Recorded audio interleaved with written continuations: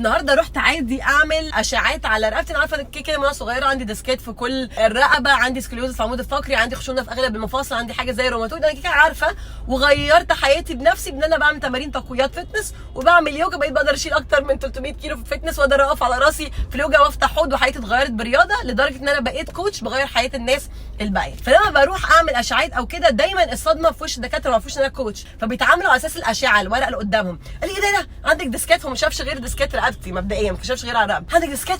انت عندك كام سنه عشان يبقى عندك ديسكات؟ ايه ده مخوفني على نفسي وانا اصلا بقف على راسي. انت بتعمل ايه حضرتك؟ لما كنتش بتمرن كنت طلعت من عنده منهاره. انا دلوقتي طالعه من عنده، انا عارفه انا عندي الحاجات دي، انا قاعده برنس في نفسي عادي. انا هخلص القصه انت تقولها واروح اتمرن. انت بتدمر المريض نفسيا. المريض ده لما يطلع من عندك هيحس يا نهار اسود بالوجع اكتر، هيبقى مركز مع الوجع بتاعه، هيحس ان هو هوبلس، ان مفيش امل في الحياه، هيقعد مكتئب، مش هتتحرك. الست عشان تبقى خايفه ان هي تتحرك اصلا فتاكل اكتر، فتزيد في الوزن، فمشاكل مفاصلها هتزيد اكتر. لازم ندي امل للناس. قول للمريض يعمل ايه، مش قول له يا نهار اسود. لكل مريض هنا رياضه هتغير حياتكم لو انتوا مش بتتمرنوا. مستنيين ايه؟